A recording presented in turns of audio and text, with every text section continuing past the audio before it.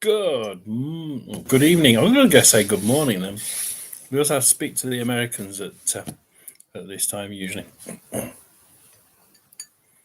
But it's been an interesting week. Got my coffee, and I got my nuts. No.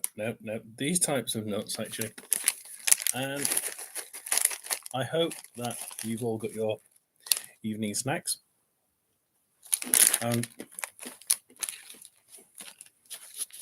no, dreadful, isn't it? I'm not wearing a running shirt. I'm not wearing lycra bottoms.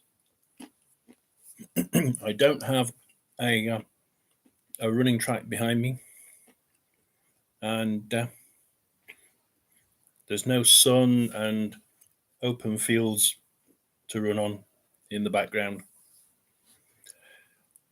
To put it short, you get what you're given. But hopefully, I tend to get about 5 or 6 people bouncing back quite regularly on this one. I got a 255 back in the first week in January. Ordered it just before New Year's Day, and it eventually came. It set up okay. It didn't quite. It won't do it. It kept disconnecting, and it took about 6 connections to reconnect. There's once where it froze, so I looked at the Garmin. Garmin suggestion said that told you how to. Videos on here told you how to reset it if it freezes. So did the screen freeze reset, and it seemed to work, but there were things that weren't. It hadn't reset all the settings, and there was a couple of settings that it wouldn't let me choose. So it was still. It froze at about. It froze as it was just going on to low battery, and it wouldn't let me take it out of power mode. It wouldn't. So I reset it. The frozen screen came back, but it wouldn't let me get out of power mode. So it stayed in safe power and couldn't get it out. So I had to reset it about 6 times, I think it was. It just wouldn't. It wouldn't connect back to the Connect app. Then I started running with it. It did eventually connect after about 6 attempts. And more recently, they've done an update where it's now wrist-based power, and the Connect app has a couple of errors in it. I gave them one yesterday, I think it was, that I'd gone onto the Facebook group, and basically there's three 4 week, 6 week, and 6 month options. If you click any of them, it shuts the app down and disconnects the Bluetooth, stops Bluetooth working with the watch, and it is really weird. But I asked somebody else, and somebody else tried it, and it shut their app down and disconnected their Bluetooth and stopped that from working. So it is a bug. I have told them about it, and then they've asked for pictures. Well, I'm not going to send them pictures, because to get to the point where it says your Bluetooth is not connected, I'm going to have to click the button, have the app shut down, disconnect the Bluetooth, and I'm going to have to go through all the problems of reconnecting it, which isn't as easy as you think. You have to go onto the watch. The mobile wouldn't connect with the watch, but the watch would connect with the mobile. So one would see the other, and the other wouldn't see the one in reverse. So quite annoying. So I'm not going to do that. They're not going to get any screenshots, because I'd have to knacker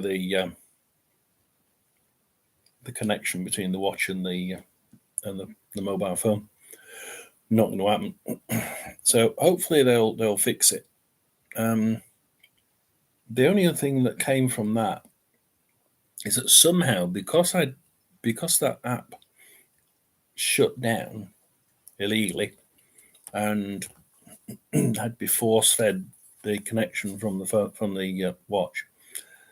If you enter app activities and apps on the phone, and then go run or running, it says not available. Please try later. You can always do this on your watch, and it always does it. It now does not connect the setting. You can't change the settings for a run on the phone, and it's only since it crashed. So that's why I'm not going to go do it again, because God knows what else it'll decide it doesn't want to let me into. So it does have bugs, absolutely. I look at it and I thought, you shouldn't really be pressing those three keys anyway, because there's no need to press those three in that option. So for Garmin, they should really be not having those three options on the top of the screen, because at that point you don't need to choose whether it's 1 weekly, 2 weekly, 6 monthly, because you choose your whether you're looking at the load or your HRV, and then you choose those options.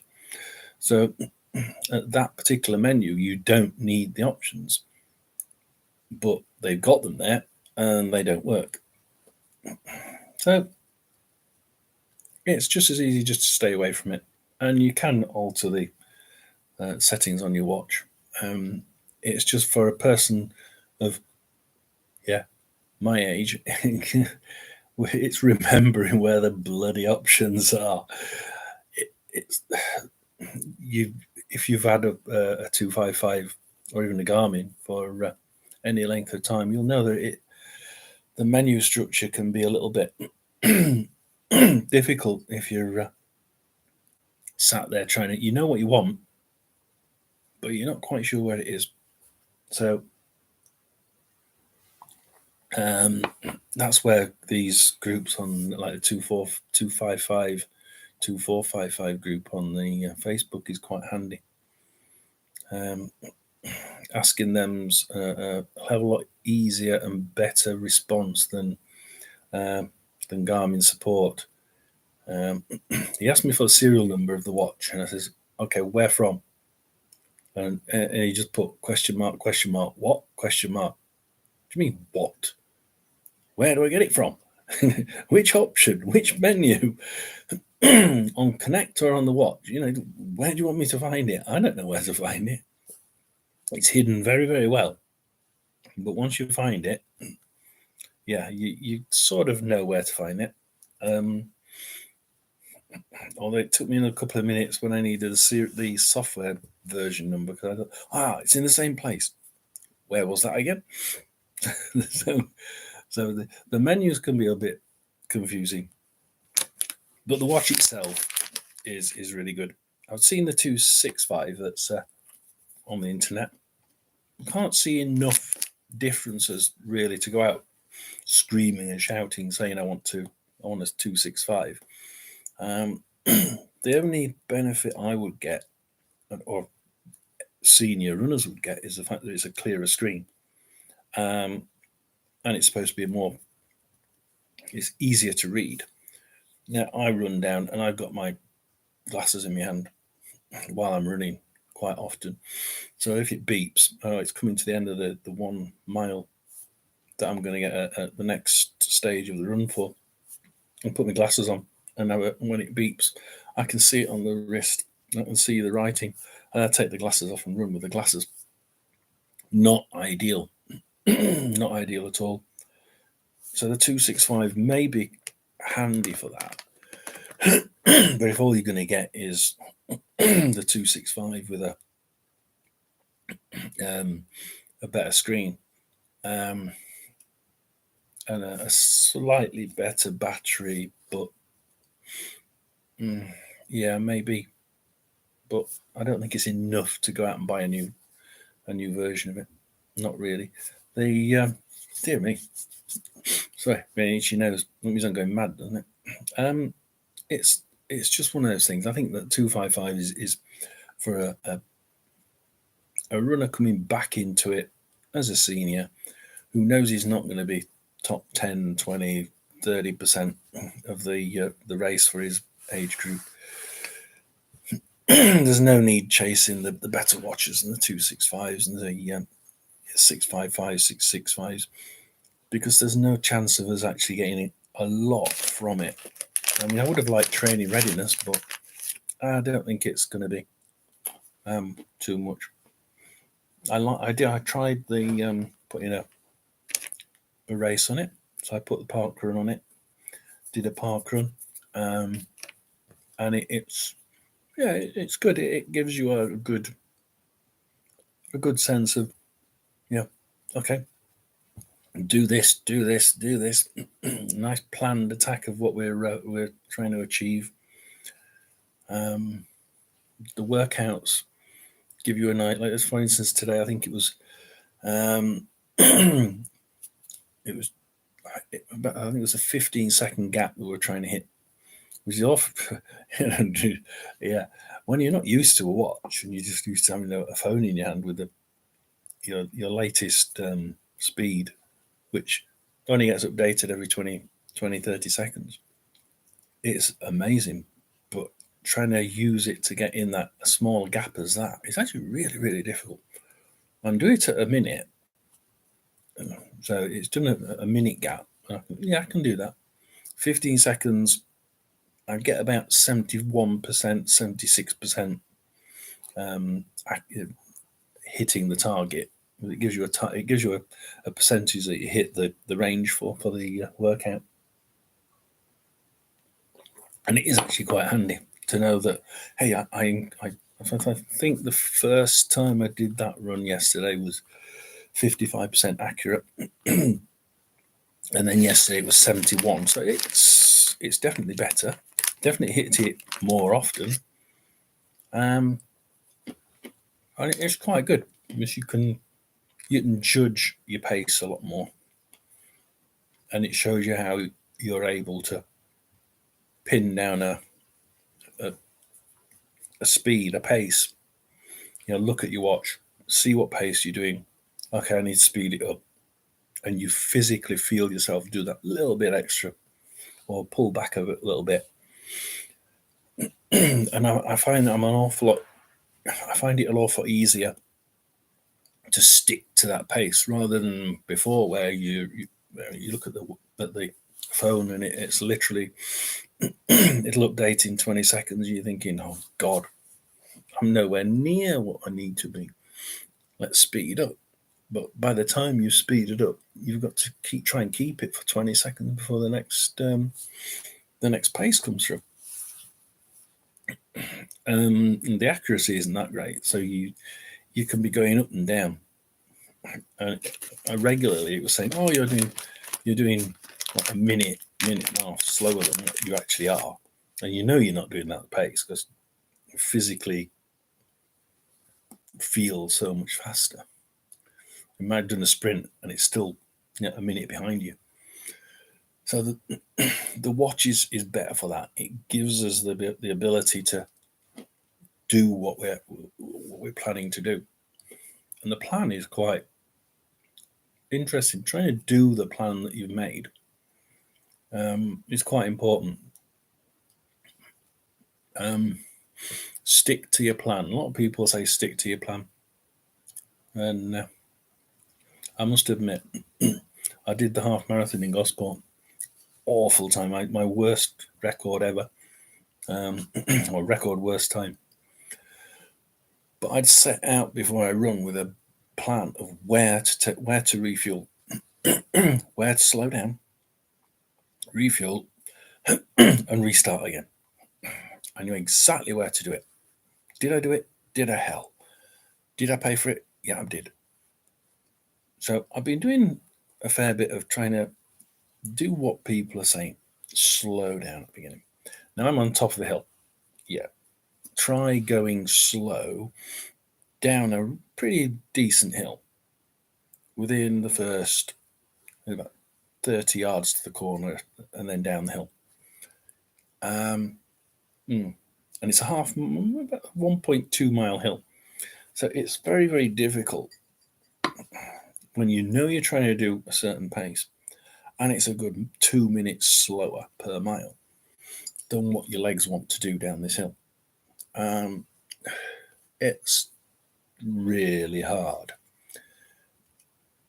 But having done it and having kept that pace for the following mile, and then just tried to nibble it up a little bit more, a little bit more, I found that I did a 5 mile run a couple of weeks ago, and I actually managed to do quicker and quicker and quicker. And I got to 5 mile, and I was doing exactly the same pace as what I was doing in the half marathon at 5 mile. The only difference is that in the half marathon, I was about to start to decay by about a minute to 2 minutes per mile.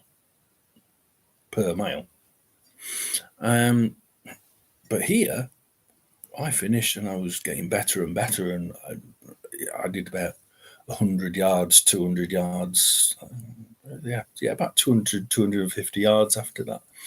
And I was physically getting better and better, quicker and quicker. And I would have gone quicker and quicker after it, and I didn't feel tired. I hadn't given me all. I could easily have done another mile or two and still gone quicker. So although my average pace for that 5 mile was slower than the first 5 mile in the Gosport half marathon, I would have been going in the opposite direction. I would have been quicker for the last. So I would have gone into the 6 mile doing probably about a minute per mile quicker. And into the 7th one, I would probably be doing about 3 or 4 minutes. Yeah, probably about 3 minutes per mile quicker. And you can see how suddenly that, you are doing slower in the first 5 mile, suddenly becomes, but you're actually getting a hell of a lot quicker in the second. And because it's exponential, the drop off, if you can, I've found that, because I've done a 6.55 mile yesterday, and I managed to get to that point, and then just I start to get slowed down about 6 mile apparently, and but not much. It's about like 10 seconds per mile, it looks like. So I do a recovery run afterwards, and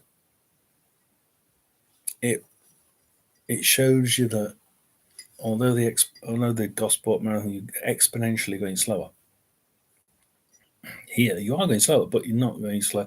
You get to the halfway point of the half marathon, and actually you're behind in time. But at that point, you would have been going down at a huge rate. I was going down at like 2 minutes per mile, slower each mile, literally till I was about 12 and a half minute miles, nearly walking it. But here I'm doing pretty much what I was doing at 5 mile, and it's decaying by about 10 seconds per each mile. In fact, one or two, it's really showing a pretty level field after. So it's going slower does seem to work. As for the watch itself, it does. I do like the ability to just train yourself to by means of pace. You can do it by heart rate. which is a bit I'll get onto now. The heart rate bit is actually quite weird, because I've been I know my maximum heart rate is around 181, 182, 188. And the watch set it to 171 and just wouldn't shift it. I moved it up to 177 and it put it back down to 171. And I'm thinking, well, that's a bit odd. I know it's about 180 odd. The danger about that is that when it gives you your aerobic, the quantity of aerobic training you've done, it's pulled it down because your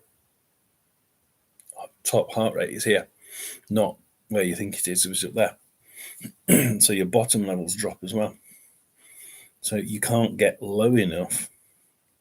I think it was to do a low aerobic training. I'd have to get a heart rate of 119, which doesn't happen very often when I'm running. I have to literally be giving a fast walk or a little walk stroke slow jog. So I'm happy now that it suddenly came up the other day after doing some sprint training, as part of the workout for a 10K. It suddenly said, I'm adjusting your maximum heart rate to 181. Now hopefully the bottoms come up and now I'll be doing more low aerobic training when I'm doing not 119, but when I'm doing probably about 125. How often will that be? Well, this is the other thing that's happened, guys. Working out slower and training slower. What was happening right at the beginning and all last year, my heart rate would take about to that corner there, so it'd be about 2 or 3 minutes. 2 or 3 minutes, just as I'm getting into the stride, and you knew the heart rate had got to it was getting pretty high. With the watch, you could see that it was about 4 or 5 minutes. And on 4 or 5 minutes, I was getting to about 160 beats per minute. Lots of low energy training, and every time I go out now, whatever run it is, it takes about a minute. It's not about a minute more. It takes about 1.5 miles. It's taking about a good 8, 9, 10, 11 minutes before it really starts to level off. So it goes up quite slowly. So instead of it going quite almost vertical, it now goes quite steadily, and it hits the sort of 160. It's hitting about 150 before it levels off. So not only is it actually getting up to a level point slower at a later point in the run. So instead of getting there within the first mile, it's now getting there within the first 2 miles. That leveling off bit at the front used to be about 165 beats per minute. It's now leveling off at about 151, 152. And it just stays there for a while. And that has to be the slow training. It has to be the slow training. That's the only thing that I've changed. I've tried to improve the breathing, but that's not. I don't think that's going to change much at the beginning, unless somebody can think otherwise. But I don't think it should change much at the beginning. And certainly not have it leveling off like that. It might change the rate, but that you get there. But I can't see it changing the actual amount of. But it could do. So who knows? But I've got a slower rate after a lot longer period. So it's almost like I'm starting the race after about 1.5 mile. So 1.5 mile in, I'm okay. Now I can run, and I'm sort of I've got the heartbeat there, heart rate there to back it up. Up to then, up to then, I actually feel great. I don't feel lack of energy. I don't feel weak. I don't feel as if anything's wrong.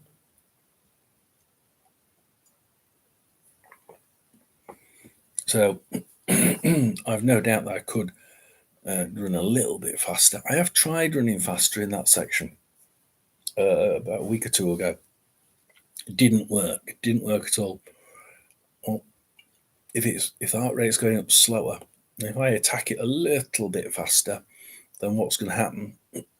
So I took it a little bit faster and probably attacked it about a minute per mile quicker. I couldn't. I went. My speed went down a little, then it went up a fraction,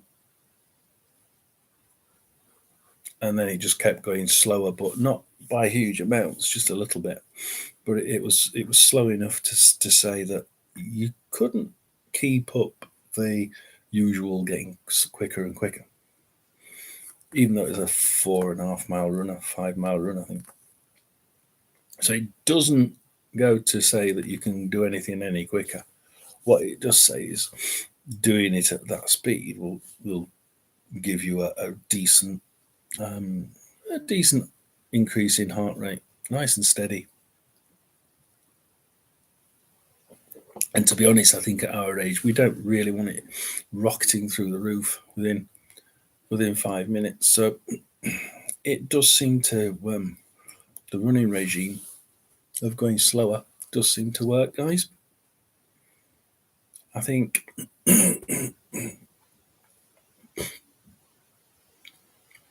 watching out for odd things happening with your heart is actually quite handy, especially at our age. I did a run and I felt really, suddenly went around the corner and I was dizzy and lightheaded, and I purposefully made sure I was doing the same speed, pace wise. Oh well, let's just try and keep it the same pace. See if we can shake it off. Take a bit of water, get to the end of the road, and I was fine. And then I think I said it in one of the previous lives. I looked at the heart rate and nothing's happening. I'm running on the flat. I'm running at the same pace, same cadence, and all of a sudden the heart rate jumped by 12 beats per minute, just instantly. And it was exactly where I was feeling dizzy and lightheaded. So it is a good view of what of your health. So do keep an eye on it and things like that. You know, perhaps if that more than once, which this didn't, thank God. Yeah, but if it had, you'd have been thinking, let's get it checked out. Now, it might just be the fact that you didn't take water. You were slightly dehydrated. Yeah, but without without measuring hydration along the route, you can't tell. So it's an interesting thought. Really good for health. It's really good for trying to get that pace right. And I would never ever have gone for a slow start, faster finish, ever. Have you seen my first video on this before I got the watch? Or right when I got it, you'll see that I've always been a run fast and then go slower. There's no way you're going to get me to run slow at the beginning. But the watch really does help you do that. And the phenomenal difference is just amazing. And okay, you don't see, the thing is, if you do what these guides and plans say, if you like say if you do a half marathon training, it won't take you up to half marathon pace until half marathon distance for probably till the end of the training. Certainly I'm doing 10k training, and it's not got me above 5.5 miles so far. And we're in the week 4. So the issue is that you don't really get that distance training in, and I think the watches workouts are a little bit naff with that. I think you to be able to see how this slow start really works and how well it works for you, you've got to be able to slip one or two of those in at race distance at least. A lot of people say more than race distance. Like so if you're doing a 13.1 mile half marathon, do a 14 mile, do a 15 mile, don't do 13.1. And see how it goes, because if you can do 14 mile and you see that actually you can keep it going for a good 10 or 11 miles before you start going slower, you can now work out whether it's worth doing the first 5 miles in an average pace that was 1 minute per mile slower than what you would normally do it when you do it the opposite way around. And you can look at it on a in graphical form and say, yeah, but the drop off was 1 minute per mile, 2 minutes per mile, 2 minutes per mile. Yeah, so actually I'm gaining near the end of the race, I'm gaining sort of 2 minutes every mile. And all of a sudden you realize, actually, as long as I go faster than the average that I did when you used to go off quick and finish slow, yeah, you'll finish eventually worse at a slower average, but the way you got there was actually getting quicker and then getting slower probably near the end. And I think that's where the watch comes in, and that's where the hints and the guidance come in for you, especially if you start doing the giving the watch using the watch's ability to set your the pace, so like you can set the pace, and you can use Pace Pro to say, okay, you should be running this speed now, you should be running this speed now, this. And you set it, and you can override it and set it to whatever figures you want, and then go run to it, and it'll tell you, you're running slow, right? So it's really, really good for that. And I think I haven't used that bit yet. I haven't ran to Pace Pro. I will be running to Pace Pro, and I will give you the feedback on it. But I want to do a run on Pace Pro. I want to see how it works and how, because I've set a few little local runs up on Pace Pro. Slowly up the hills and try and hit it on the flat, and we'll see what it does, and we'll see if it gives us any how good the guidance is. I don't know how good the guidance is. I don't know whether it's whether you have to set it up on the watch or not. My alarms. So I'm looking forward to trying the Pace Pro out, enjoying the run, and I'm looking around, and I've got my head back, because I know I definitely didn't have that when I was back. I didn't have that when I was at the beginning. I was like head down, and I was really trying to push to try and speed up when I knew I was slowing down. But great, it's been a real innovation. I've even tried I said last time, I've even tried the walk, run, walk, or run, walk, run. And I've tried it twice now, and the first time I got no difference. As long as I sprinted before I did the walk, the time I actually felt better when I started back. Average pace was about 1 mile at the door. Second time, the walk was a little bit that mile. It's not as much as what you expect. So you've got a walk of really slow minutes per mile, and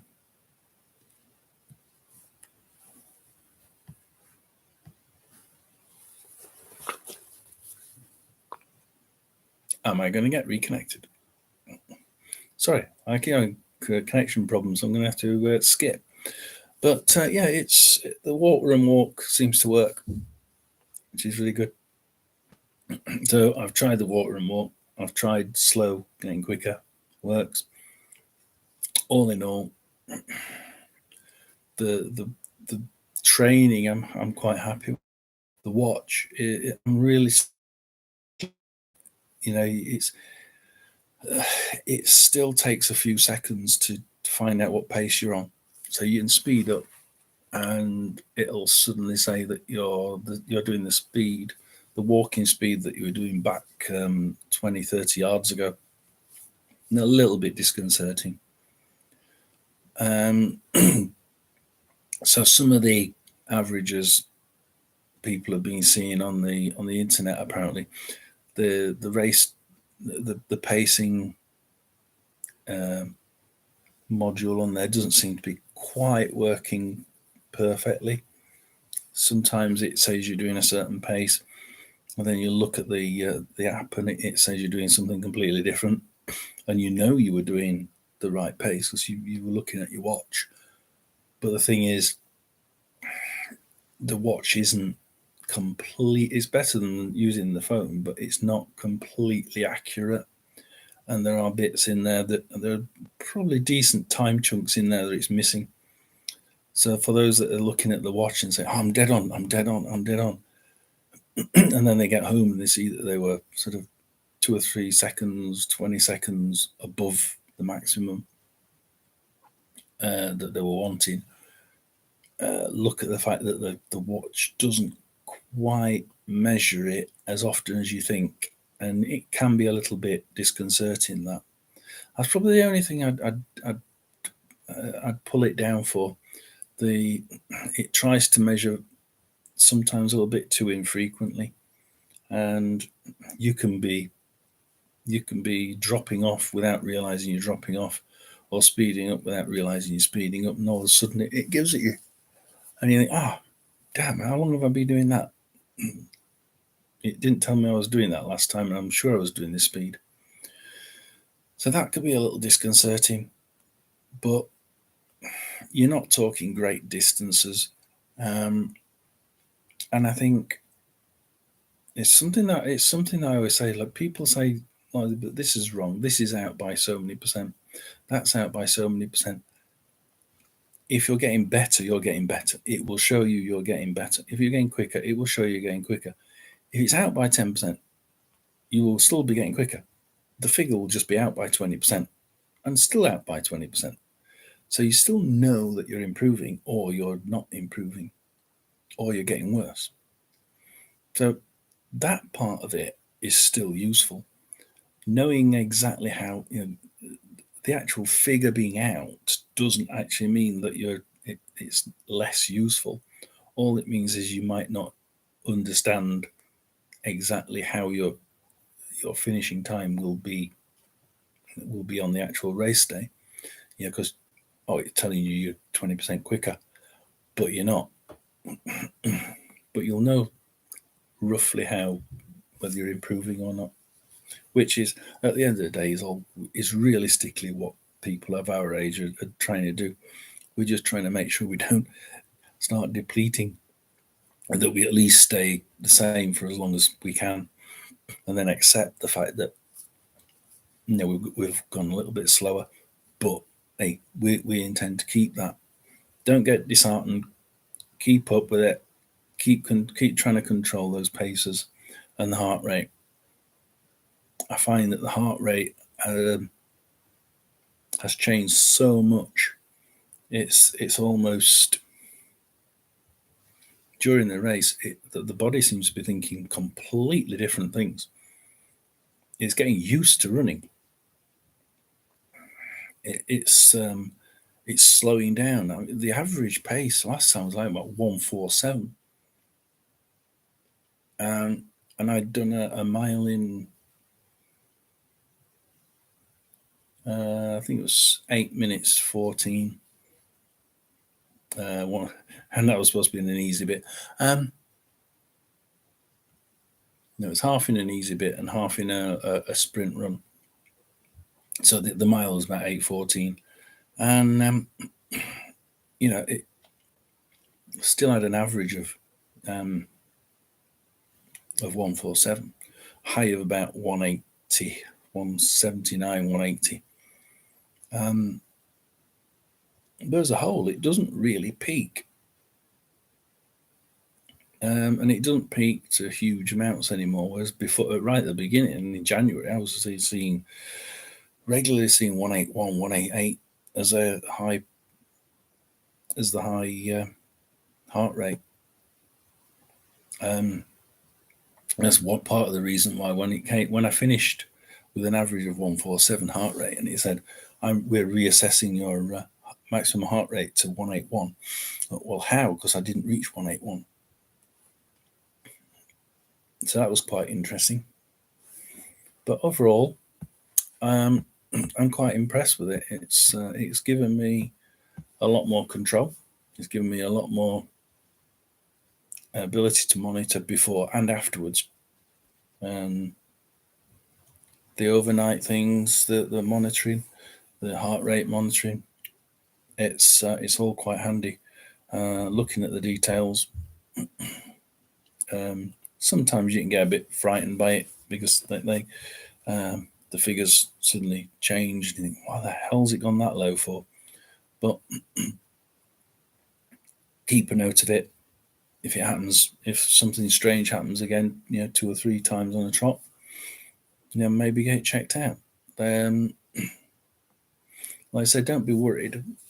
It may just be the fact that your device is slightly out 10-20%, and actually you're quite normal, but on the low side or on the high side of whatever it is. But overall, it's better to be safe than sorry. If you see something, just see if it happens again, and if it happens a second time, then that's probably the time to think, let's just get it checked out. I think I have tried doing a bit of exercising to finish the chat off. I did a bit of exercising, and I started doing a bit of brain exercise and physical exercise, and it's at that point I think that everything started to just change with the heart rate. So actually, there has been a change. I'm saying there wasn't much change for that first bit. There has. It changed pretty about a month after doing a little brain exercise and just general moving exercises like your stretches and your press ups and things. Just not many.